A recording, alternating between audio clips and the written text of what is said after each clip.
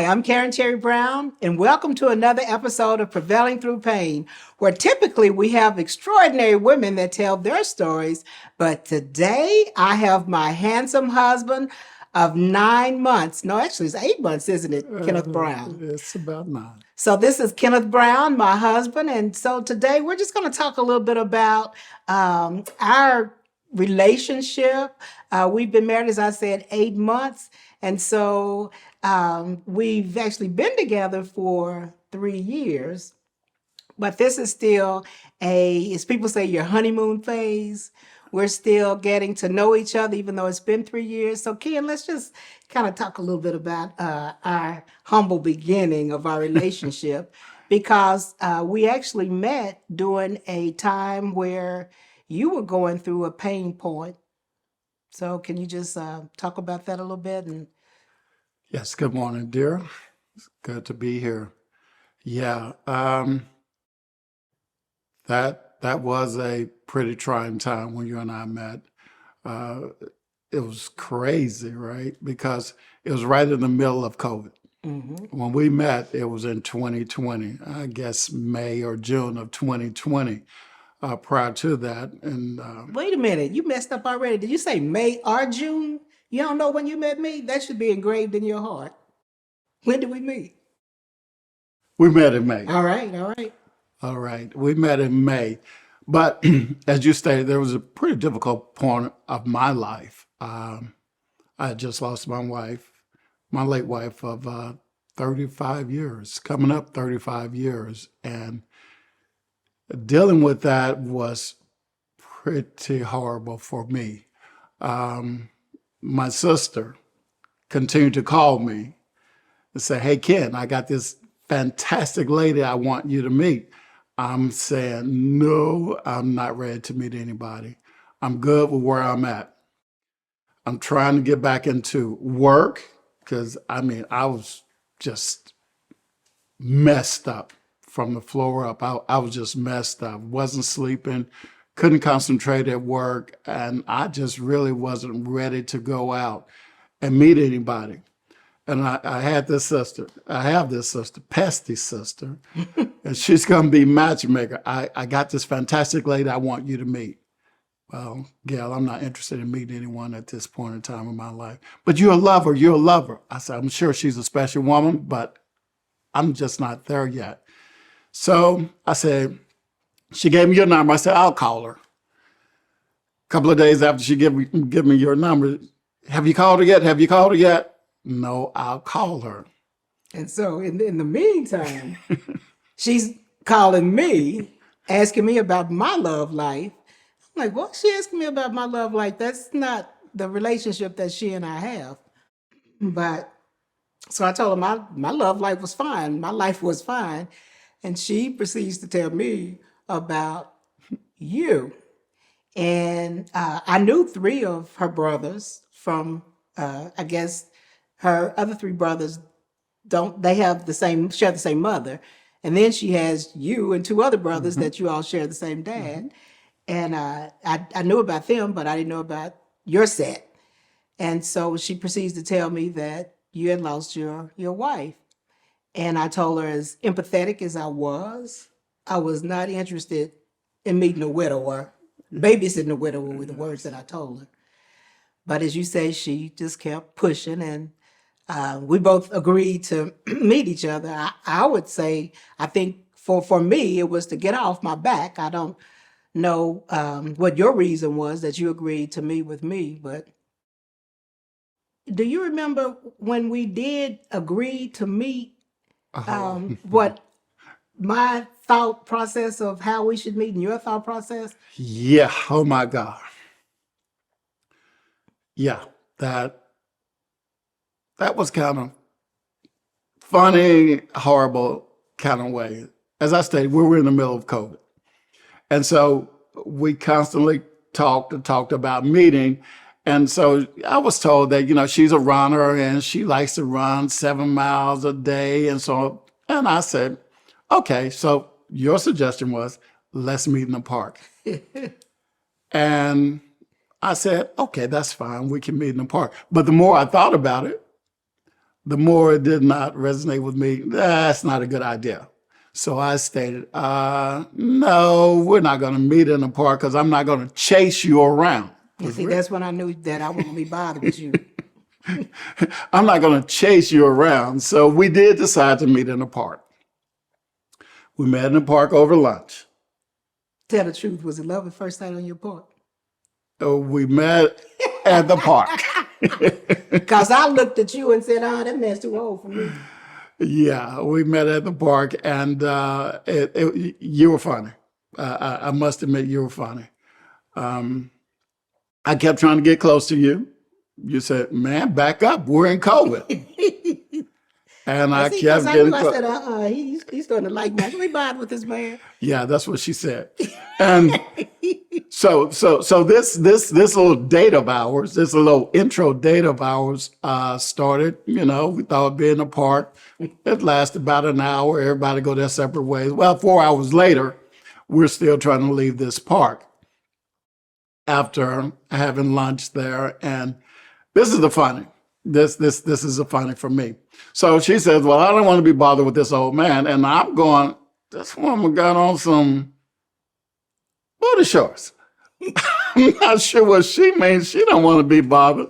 She comes to the park. She got on a little old short shorts, high heels, and a low-cut top. I said, okay, all right. And we proceeded from there. As we got ready to depart, we took the little old snapshot for my sister so she could say, hey, we got together. We met. And my thought was that we're going to go on about our business. Yes, exactly. But, you know, I, being single for almost 30 years when we met, it really was kind of challenging for me because I was just used to me and, you know, dating here and dating there, but mostly me. And so I remember when the more we kind of started seeing each other, and still early on, I'd say talking to each other, because I think we did more talking at first before we kind of seeing each other. But I remember we had decided to go out one evening. We were going to get together, and you told me that I changed of plans because your son called and said he wanted to get together. Hey, I remember saying, "Oh, okay." And then when you called me later on, what did you get? Well, I can't come over right now. Well, my son was still going through. Mm-hmm. He was still going through his grieving process, and I just could not leave him alone. Even though he is not the only child, but he was the only child to my wife, and so I felt as though he needed me. And so later on that afternoon, after he and we got everything squared away, I phoned you. Later on that afternoon? No, it was that evening. Okay. Yeah. So I phoned you and didn't get no answer. And I phoned again, went to voicemail. I phoned again and nothing. I said, I know damn well she ain't blocked my number. And lo and behold, she had. So crazy me. Not so much that you have blocked my number, but crazy me said, oh no, she can drop me, she can dump me, but it ain't gonna end just like this. So I get in the car, I come over here, ring over there at the gate, no answer, no answer. So your crazy brother liked to tell the story that I swam through the swamp and over the gate to get here. But nevertheless, I did climb over the fence. So for me, I just, like I said, been by myself for so long. And then when I do say I'm going to give up my time to be, giving up my time to be with you, and you said that, I was like, okay, no, I'm not fooling with him. So yeah, I did block you. Actually blocked you a couple of times, but I remember the second time you said, well, you at least need to talk to a person, let them know why you blocked them. And so you came over and we talked, and and you kind of got a little aggressive, a little, like, I won't say aggressive, a little authoritative. Like, I won't be calling you again if you decide to block me again. I was thinking, oh, you know what? I think he can handle me a little bit. So Yeah. I don't know if you know it or not, but I think that was a turning point because I do have thick skin, and I'm like, I need somebody with a little bit of backbone. Yeah. And I was like, okay, got a little bit of backbone. I think we can maybe kind of see through this a little bit. Yeah. So I'm grateful that you did come to tell me off, as you said, that you came to tell me off. Well, not so much to tell you off, but just to level the field that, I'm not sure what you have been used to in relationships, but I wasn't going to be treated in any kind of way. So actually, the fact of the matter is, you didn't want to date. And after being married 35 years, I'm going, all right now. And I just thought that it would be my time to actually do me.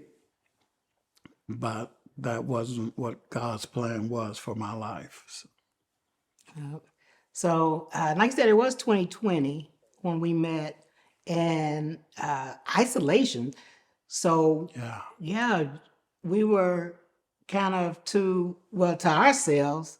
Yeah. My family, I wasn't really around, nor were you really around your family. And where you said we met in May, and September of 2020 would have been the first time you met my family. Oh my God. So it's Oh my my God. brother's 60th birthday party. Actually, you turned 60 the same year. But at my brother's birthday party, what was your first impression of our family? These folks are nuts. So I get invited to the party. I show up to the party.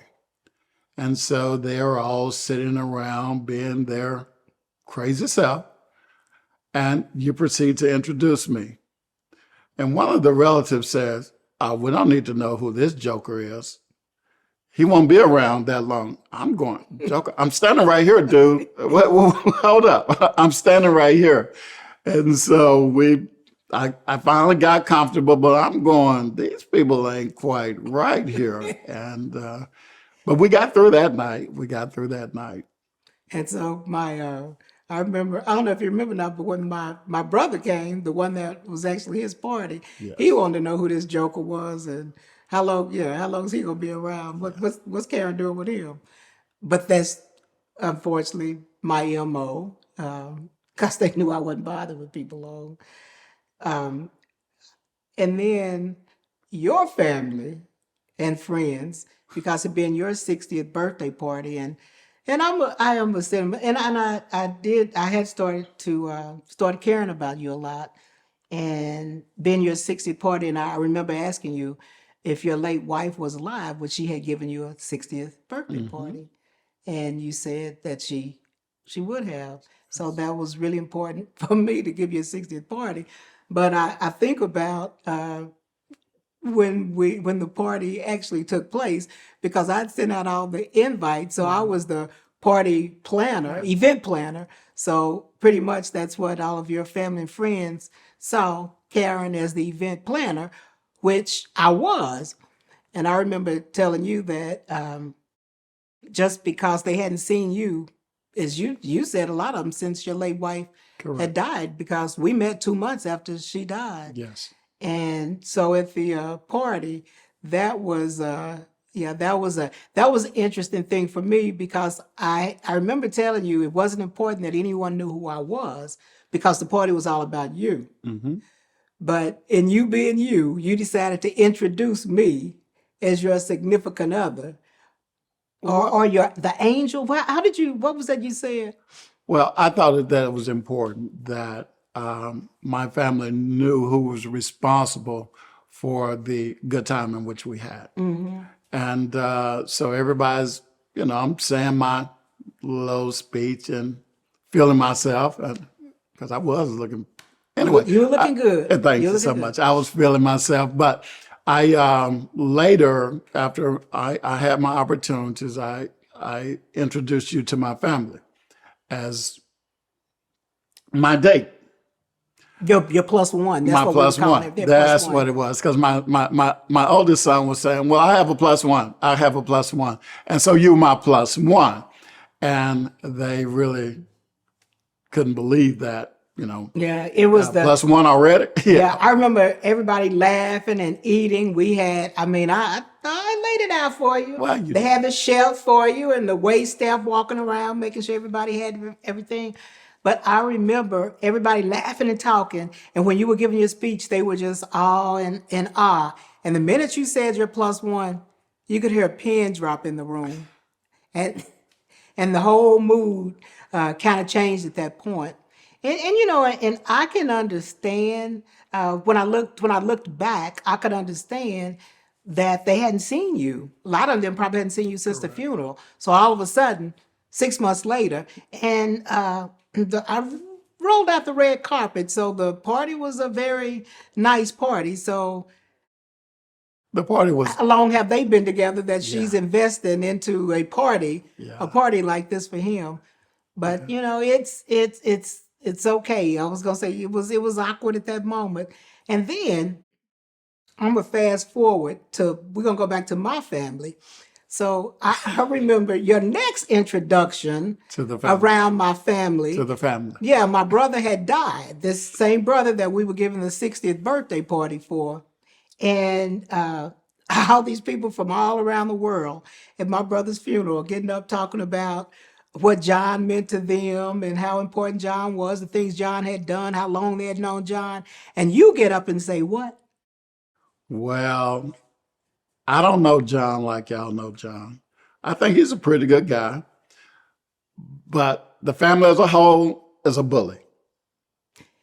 Yeah. At my brother's funeral, you get up and call my family bullies. And I was thinking, yeah, he's out for real this time. Yeah, but during the repast, this is the funny part because during the repast, I have people, some of your relatives coming up. Well, we are kind of different. Yeah, yeah, yeah. We have been known to be bullies. Yeah, yeah, you are. But then, I think after then, it kind of um, made the relationship a little bit better. I started to come around a little more, and your brother, your needy brother, This will the be my needy second brother, brother. Yeah. yes, Pandy. He always would come. He would come over and say, "Well, why is he always here? And why does he have special this and special that?" Yeah, he thought I So was his wife before you came along. yes, he did. Yes, he did. But we can go ahead and move on a little bit more because as you and I start to see each other more and more and more. So I had a resident in Mansfield, and I love the community of Mansfield. My church is in Mansfield, and I really love the community of Mansfield. Well, we'd start seeing more and more of each other. You'd be at my place 2, 3 days out of the week. I'm here the other 3 days, and we take a day break. You eventually started to attend the church that I attended. But one of the things with me is that as we got closer and we started to think about consolidation, me moving with you or you moving with me, that kind of bothered me a little bit. And it bothered me to the point where I wasn't raised like that. The shacking thing wasn't for me. And so we reconsidered some things. And I think at this point in time you're running for City city council. council. Yeah, let's talk about that. Yeah. Because my husband is needy. And my husband is spoiled. Mm. Uh-huh. And so when I remember telling you that I remember asking you, how would you feel about me running for city council? And I think your response was, well, you're gonna do what you want to do anyway. And when you said that, I remember thinking, well, I'm gonna run because you probably not gonna be around if this is how you feel about it. And so I decided I was at a point in my life where I wasn't going to look back and have any regrets, period. Hmm. And so I remember running for city council, and I do feel for a split second there may have been a little bit of a wedge in the relationship, but I can say the moment that I got out and started campaigning, You were right by my side, and yeah, and I truly appreciate that Yes. because I mean, I know a relationship is two sided, supposed to be two sided. I know that sometimes I'm a whole lot. I know I'm a whole lot, and I'm stubborn. And as we're both Sagittarius, and I'm gonna say my husband can be a little stubborn too. But I am grateful, like I said, that you got out there and you campaigned with me, and so yeah, we got that city council in that city council seat, and then was it after that we went to? Yeah, I think it was right after that because now we're in 3 years, Yeah. almost 3 years into our relationship. We went to Las Vegas to Bruno Mars, as you were saying. We kind of talked about the idea of consolidating, and then I remember we both go back to okay. So a lot of times people consolidate because it's a financial Exactly. situation, and we don't need our finances to be together for us to be to make it. I mean, together our finances would be stronger. We were both independently financially secure. But I think it was because we just talked about it making sense as far as us spending so much time together, and we started talking about a future. But then when we went to the to Las Vegas to the Bruno Mars concert, you Well, surprised me with something. yeah, we went to Bruno Mars concert. So as we had that discussion about the consolidation piece, and I really was attached to Mansfield, and still have a place in my heart in Mansfield. But I wanted to support my wife, and my wife is city council, and so we decided, okay, I would move to Duncanville. I would leave my house and I would move to Duncanville. But I do have to say that even though we had talked about the moving in and I had even moved in, I could not leave it there because the God in me says, this is not the right way. And if you're going to be here, you need to do it the right way. And so we had made plans to go to Las Vegas and see Bruno Mars the night or the day of attending the concert. I proposed to you. And Wait. This is the funny thing. I remember you came in there and said, "Hey, I want to talk to you for a minute." I'm in there trying to get dressed. I want to yeah, talk to you for a minute. I was like, "Okay, we're gonna be late to this concert because Ken's for a minute is for an hour." And so I go in there, and you're sitting in a chair actually on that side, like this, on this side of the room. And so do you love me? And I was thinking, okay, yeah, Ken, you know I love you. I mean, do you really love me? Can you spend and then I remember saying, Ken, we gonna be late for this yeah. concert if you don't wrap this up. Cause, and then when you gave me the ring, you remember what I said? I was like, oh, that is beautiful. We gonna be late for this concert. Cause everybody said, well, did you say yeah? And you said, I think she just said, I love the ring. Can we get ready for the Yeah, concert? yeah. But it was a yes in my heart, baby. And I love my ring. Yes, you do. And so we did attend the concert. We had an awesome time, had a great seats, and it was an awesome day and night. So I'm gonna back up a little bit before we. So we got engaged, and one of the things that was important to me was premarital counseling, and I was really kind of taken aback that you didn't want to do premarital counseling. Well, you know how men can be. No.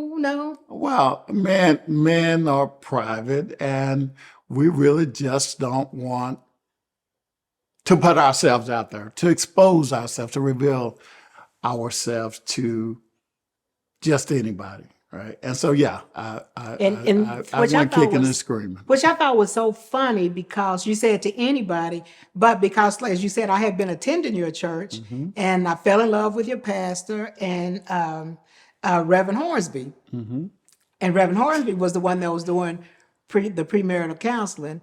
And I still was kind of thrown off about that. And I'm like, we're doing it at your church. And so what are you uncomfortable about? But you agreed to look after Yes. kicking and screaming and yelling. You agreed to do the premarital counseling, and I really thought it was great. I remember one of the funny points to me, and Reverend Hornsby probably thought, yeah, they probably don't need to do this. When one of the questions was it, are you practicing celibacy? Is that Yeah, what it was? that's what he said. Are you But practicing celibacy? And so he would look at my questions and your questions, where we had to answer these questions yeah, independently before we ever went to the class. And so he said, well, one of these questions is kind of baffling me. Karen, you said you're practicing celibacy, and Ken, you said you aren't. And I remember us both looking at you like, oh, really? And you said, well, I ain't practicing nothing. I'm trying to get some. She just ain't giving it to me. Reverend Hornsby was like, well, yeah, yeah, well, yo. But anyway, so I encourage anyone that is thinking about getting married to do the premarital counseling, and to be honest with the questions, because even with Ken and I, there were some things that were really good for us, because it made us come back, and reevaluate some hmm things that we both really needed to be, truthful about in order to to move forward.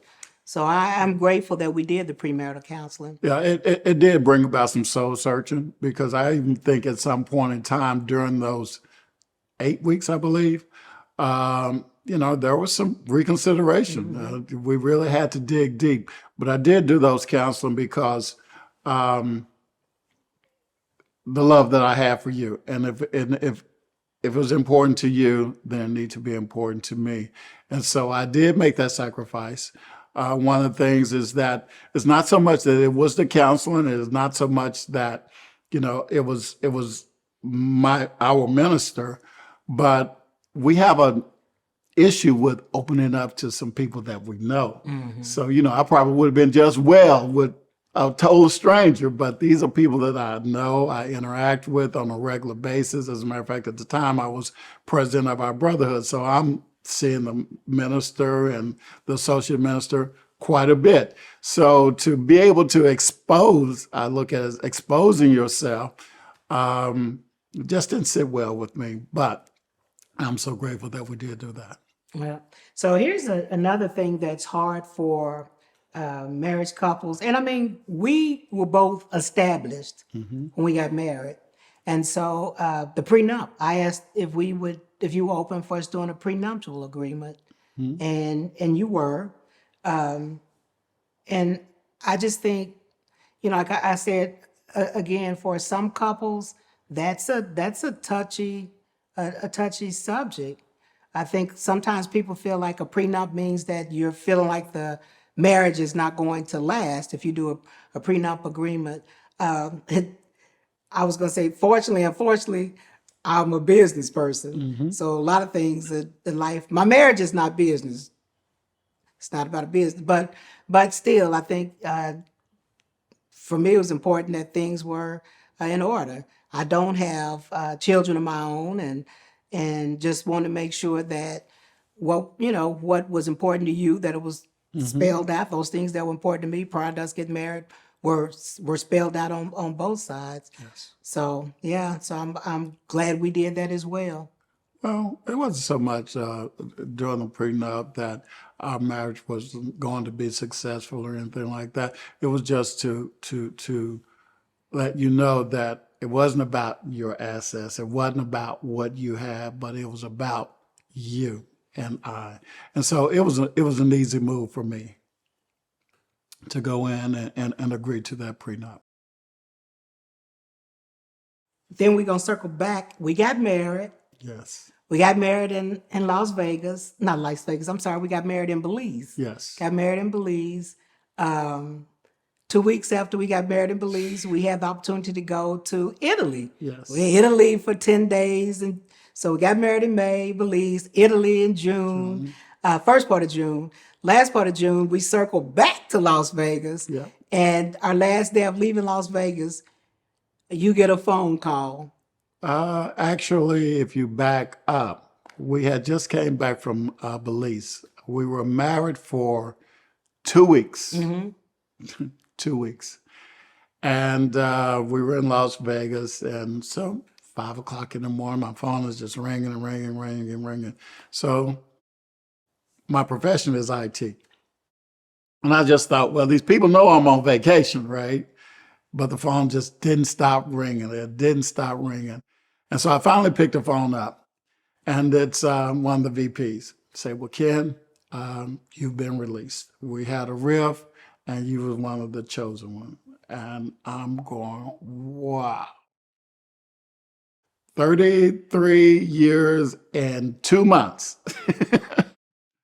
And to get that phone call. And so after receiving the phone call, I sat there for a minute.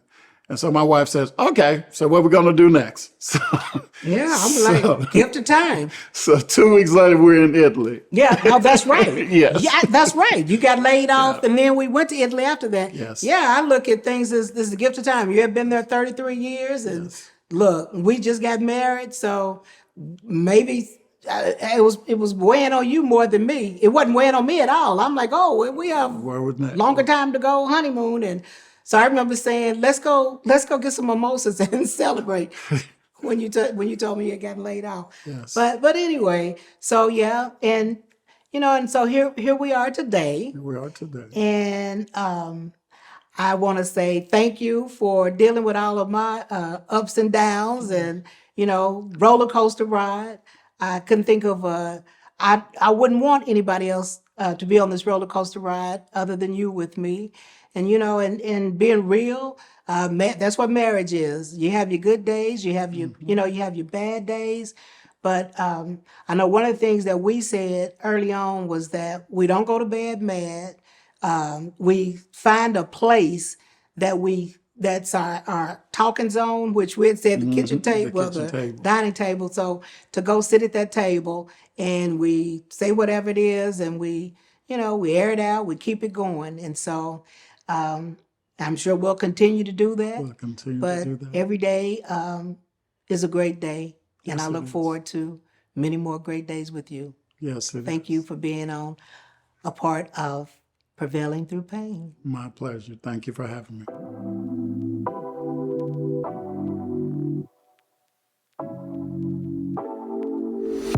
Take it away, feeling too good to me.